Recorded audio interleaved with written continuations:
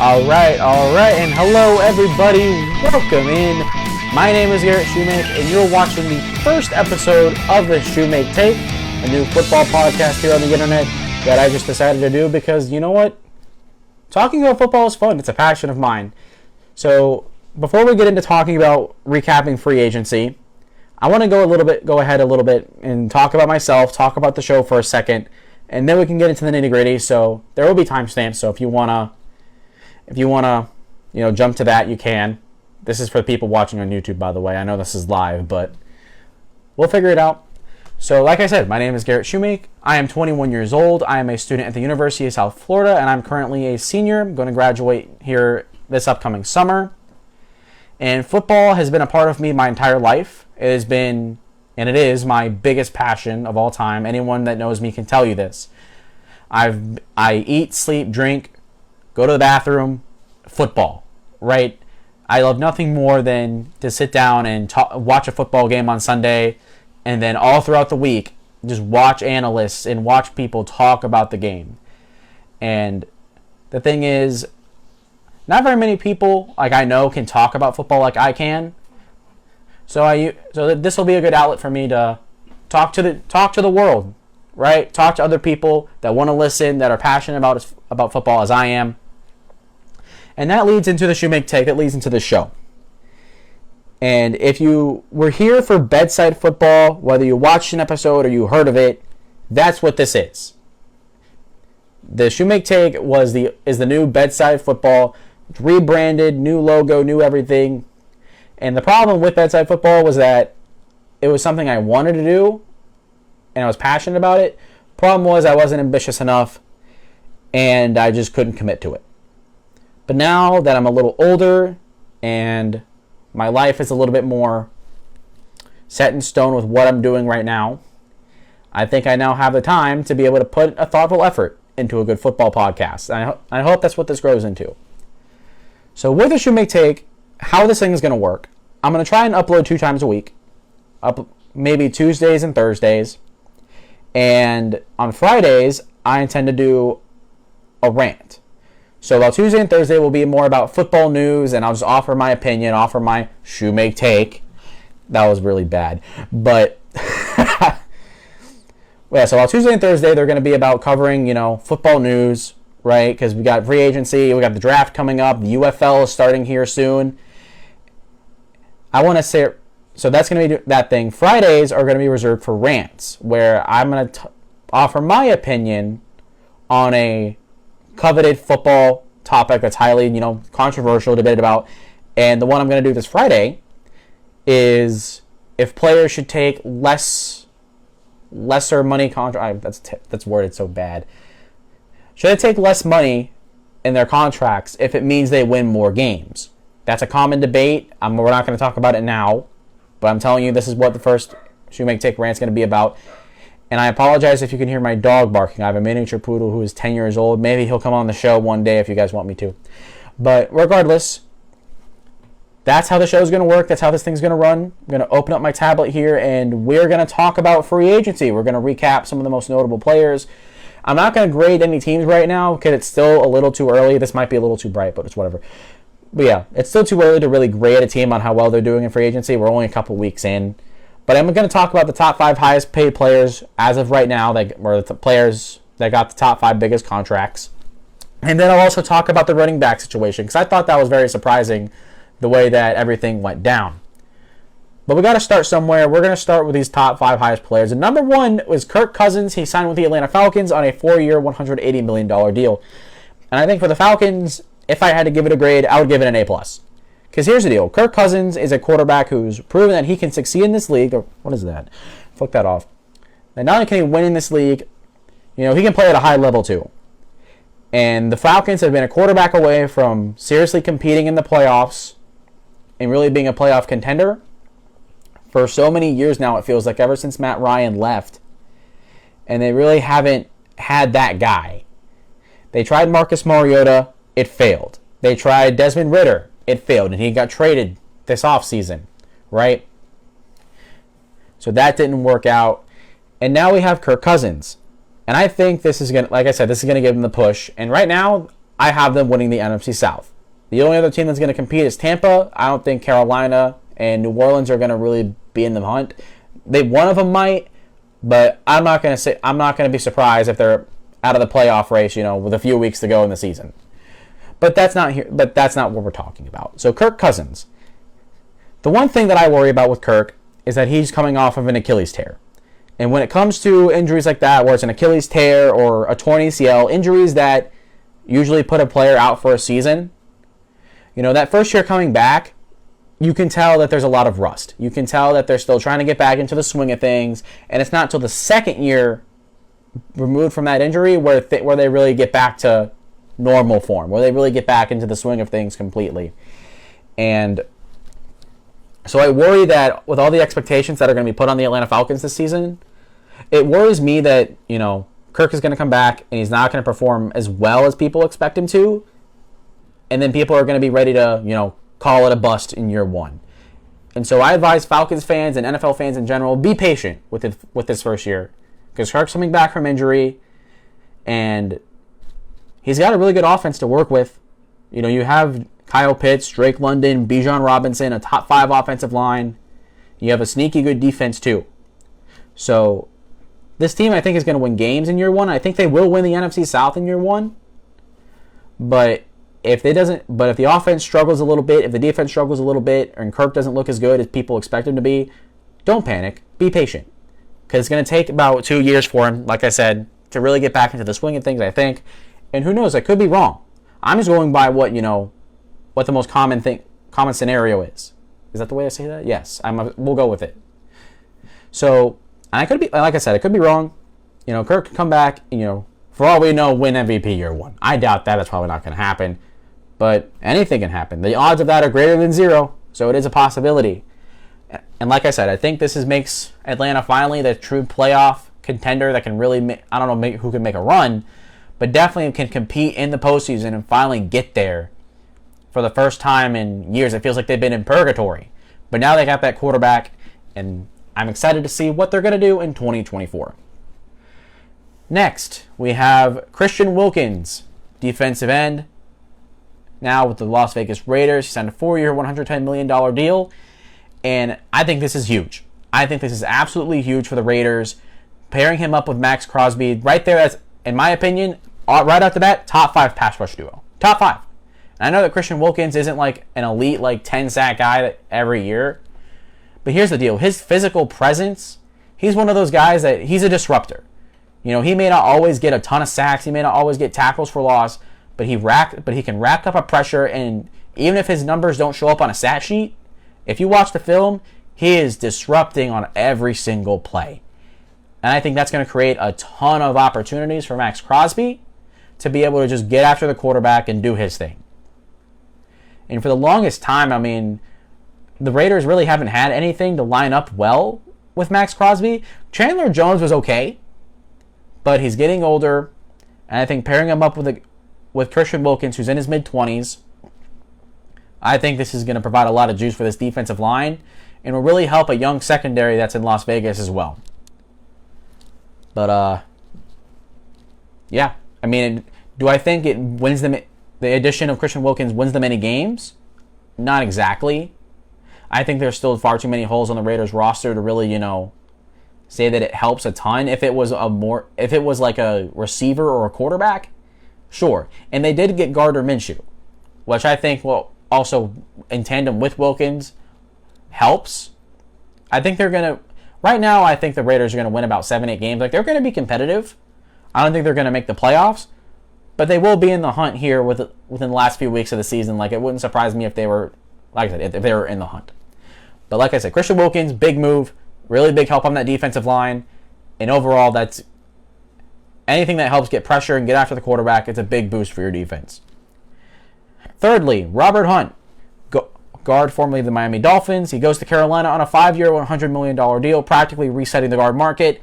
And I like the move. I'd give it a B- because of the contract. But I like the fact that they're getting a good quality, they're getting a good player to help protect Bryce Young, considering how bad the offensive line was in Carolina, was arguably the worst. But also, when you're Carolina, when you're a team that wins 2 games and you have money to spend, the only way you're going to get players in the building is if you overpay. I mean, if you're a bad football team, you have to overpay for players to want to play for you. And so I'm not really upset about that. I'm not upset that Robert Hunt got paid. No, as a player, no, he deserves it, right? I'm excited that he got paid. But it's just that, paying that much money for one player, it's helpful, but in order for your offensive line to be good, you need 5 good guys. And that worries me for the future with, are they going to be able to bring in more offensive line free agents that can help Bryce Young? And I know you build through the draft, you have to do all that, but you still need to have money to sign free agents. And I think, they needed holes on almost every spot, in my opinion. But either way, it is an upgrade. We can't deviate. I'm deviating too much from that. It is an upgrade. It helps Bryce Young. Robert Hunt got paid. I think he deserved it. He's a good player. And yeah, it helps. I don't know if it moves the needle that much, but we'll see. And getting protection for your quarterback is always integral. But here we go, going to number 4, Calvin Ridley, going to the Tennessee Titans on a 4-year, $92 million deal.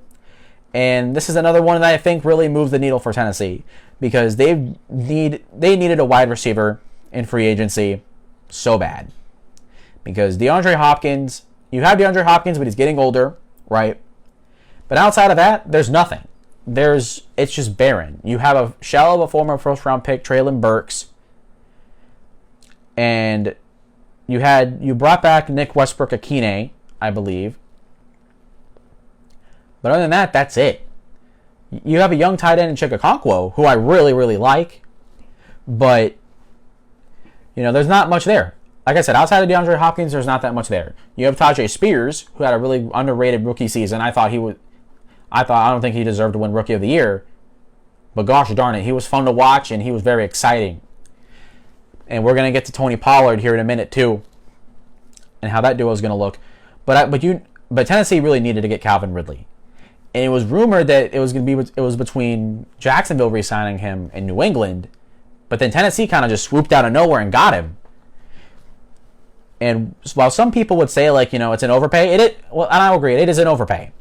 But here's the thing: Calvin Ridley, he missed football for about 1.5 years, more closer to 2. And players, like I said, this is also like I talked about with Kirk Cousins and his Achilles tear. When you miss that football for a long time, that's how I should have put it. When you miss football for a long time, like over a year, that first year back, you're just really, you're really just scrubbing off the rust and trying to get back into the swing of things. And it's not till year 2 where you really begin to take off. And I think Calvin Ridley, while I'm not saying he's going to take off, I think he might, especially with the new head coach, Brian Callahan, who's trying to implement a more passing-based offense compared to the, ground and pound offense the Titans have had for so long, especially with Derrick Henry. And I think it's a sign of the organization changing. That's what I hear from Titans fans, that they're really focused on, modernizing their team and modernizing their offense. And if you want to modernize your offense, you go get a receiver, you go get a great receiver, great route runner like Calvin Ridley. And that's what I think about that. All right, number 5, Johnathan Grenard, formerly of the Houston Texans, defensive end, goes to Minnesota on a 4-year, $76 million deal. And I also like this move a lot. Minnesota lost Danielle Hunter, and their defense, they've always had a great defensive line, in my opinion, over the years. They've had great players. And losing Danielle Hunter, that stinks, but he was getting up there in age. So going with a guy like Johnathan Grenard, who's, I believe, I could be wrong on this, I think he might be in his late 20s. I could be wrong on that. Someone tell me if I'm wrong on that. But either way, he is a good player. He deserves the contract that he got. He had, I think, 12.5 sacks or 13 sacks last year. He had a career year. It was really good. But I think this helps get a young guy, a young, good player in to help replace Danielle Hunter. They fill a hole. And I think it helps a lot with their defense. Not much to say. I don't know too much about Johnathan Grenard. So that's why I'm not saying too much. I don't want to say something wrong or whatever. But either way, good player, got a good contract, and really fills a hole that Minnesota desperately needs after Danielle Hunter left. So now we got to get into this running back situation. Now that I'm looking at it, I might need to in the next episode. Yeah, the next episode I'm gonna recover. I'm gonna be talking about like the best free agents available. But I think in episode 2 I'm gonna talk about the top trades as well. I realize now as I'm preparing for this, I did not put notable trades in the script. You know, I think the Justin Fields trade, that's one that's really got to be talked about. So you'll see that in episode 2. So when you see it, it'll be about covering the most notable trades that happened, and then we'll talk about the best free agents that are still available. But we got to get into the running backs. And the running back situation really surprised me because I thought after last season how it went down, it definitely like kind of closed the book. I thought it closed the book on the argument that, you know, running backs, you don't pay running backs anymore. You don't give them the big contracts because it's not worth it. And that's something I believe. Like, I don't think you need to pay your running backs a whole bunch to win a Super Bowl. I mean, it's been proven mathematically, statistically, whatever you want to say, that you don't need to pay running backs. And with a lot of these star running backs, you know, they decided, sign the franchise tag and whatnot. But the thing was, running backs, a lot of these starting running backs that were supposed to hit the market this year, either they got hurt or they massively underperformed. And so that's why I thought a lot of these players were going to get, small contracts, not that much. While a couple of them did, some of them got big contracts. But if you want to talk about running backs in the free agent market, you can't start this conversation without talking about Derrick Henry.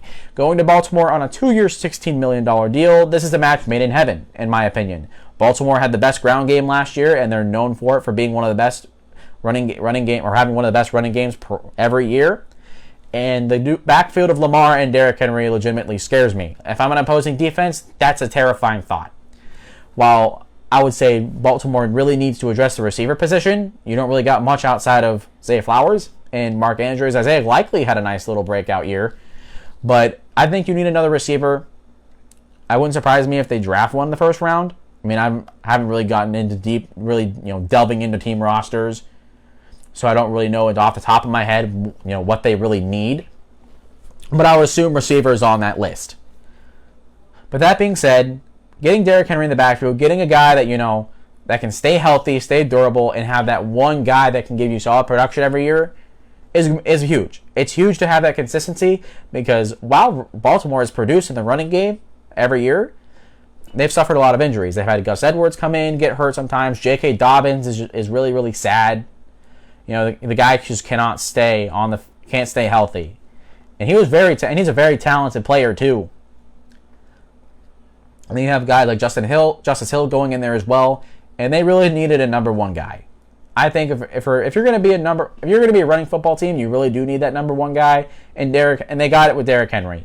While Derrick Henry did slow down this past year, he can still run for 1,000 yards, and I think he's going to reach a lot of milestones with Baltimore in these next couple of years. But I think this is an A move for them. I think this really helps solidify their backfield and really make it better than it already was. And then we get to Saquon Barkley. Now, for Giants fans, I am so sorry. I am so sorry. Like, I knew, we all knew Barkley was leaving. But if you're a Giants fan, you must feel sick for him going to Philly. But he goes there on a 3-year, around $38 million. I think it was like $37,750,000, something like that. But this, for me, I think is an overpay. As much as I like Saquon Barkley as a dude and as a person, I think he simply hasn't been. He's another one of these backs that hasn't been able to stay healthy. And I think you paid too much for him. Yeah, Philly lost DeAndre Swift, and the Eagles are another team that that's all about running the football. That's their identity. And don't get it twisted. A backfield with Saquon Barkley and Jalen Hurts is almost as scary as Lamar Jackson and Derrick Henry. It is terrifying. And definitely Saquon is, at least on paper, is an upgrade over DeAndre Swift. It'll be a move where we'll wait and see how it does. I'm excited to see what it looks like. I think it's going to be good. And it will be fun to watch. It's just I worry about Saquon Barkley and his health. But we'll see. Philadelphia has been a really healthy team over the past few years, if I'm not mistaken, compared to New York, where, players drop like flies once in a while, right? But either way, good move. I like it. Now, Josh Jacobs is interesting. Goes to Green Bay on a 4-year, $48 million deal.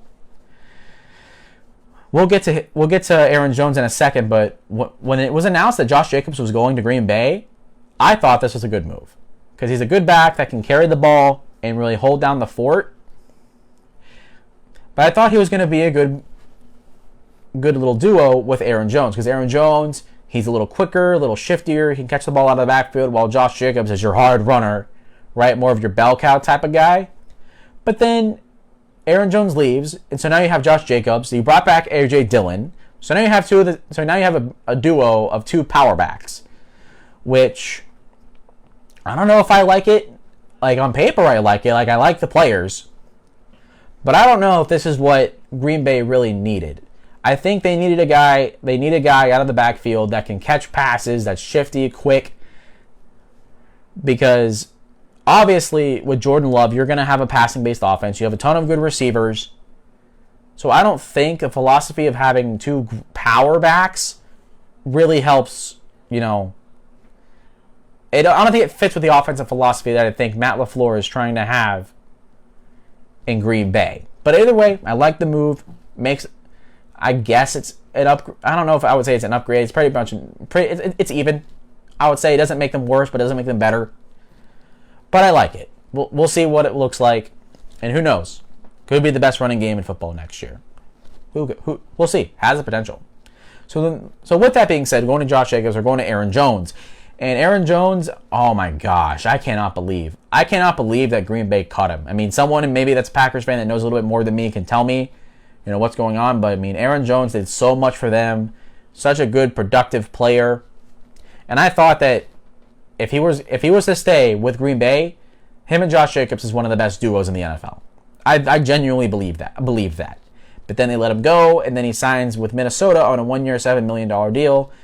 And I listened to his press conference with Minnesota, and he does not sound happy that he got cut by the Green Bay Packers, and he goes to a division rival where I think he could lay the hurt on that Packers defense that was very bad last year.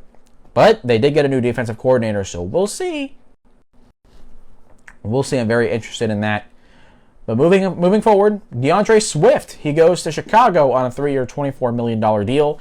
And this is a move that I think Chicago needed to make. While you have Khalil Herbert, he's a good back. I think he's a backup at best. Or maybe a fringe starter. But definitely you need another back to go in there to pair with him. And I think DeAndre Swift is good.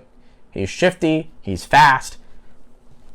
I don't know if he's a good backfield pass catcher. I would assume him to be. But either way, he's quick, he's shifty, and I think he's the back that Chicago needs to really stabilize that ground game. And it was pretty good last year. If I remember correctly, Chicago had were top 5 in rushing yards for a team, and that was with Khalil Herbert, Deontay Foreman, and Justin Fields. But I think now with DeAndre Swift, it really stabilizes that running back room for a while. He's a guy where you can give him 15 carries a game. He's going to produce for you. And I think this helps elevate an offense that now has Keenan Allen, DJ Moore, have a couple good pieces on the offensive line, could be getting more here. And you're really creating a situation now where Caleb Williams might be able to succeed in year 1. That's another conversation we'll have for another day. Now that Justin Fields has been traded, we'll talk about that tomorrow. Not tomorrow, but Thursday when episode 2 comes out. But I think this is another really good move. And moving forward, by the way, I'm just going to stop for a second. I know this is the first episode, and I'm clearly kind of bumbling through everything right now. I'm trying my best, I promise. But the more episodes we do, the better this is going to get. But we got two more running backs, and we're going to wrap it up. So Tony Pollard goes to the Tennessee Titans on a 3-year, $21 million deal. And I think this is a good move for Tennessee. While I recently talked about him, Tajay Spears, he had a really good rookie season. I really enjoyed watching his film and watching him play. And Tony Pollard, while he had a disappointing year last year, he still ran for 1,000 yards. But him and Tajay are the same player. They are practically the same player. They're shifty, they're fast, but they have a unique blend of power that they have to their game. They can catch the ball out of a backfield. So no matter what you do in Tennessee, you have two backs. You quite literally have a 1A, 1B here. And while I'm not going to call this the best running back duo in the NFL, it has the potential to be. And I believe that in year one, under Brian Callahan, I think they're going to do some good things. I think they're going to combine for maybe around 2,000 yards at best. They'll average around 2,000 scrimmage yards collectively as a unit between the two. But I think you're going to get Tony Pollard and Tajay, a guy that'll run for like one will run for 700 yards, one will run for 500, and they'll collectively have like 700 yards receiving or something like that. And catch plenty of touchdowns, run for plenty of touchdowns, and be a really good, and what they'll really be at the best. Let me put this together. At its best, they're going to be what the modern NFL running back duo is going to look like. Two running backs that can carry the workload, share it together, catch the ball out of the backfield, and do everything.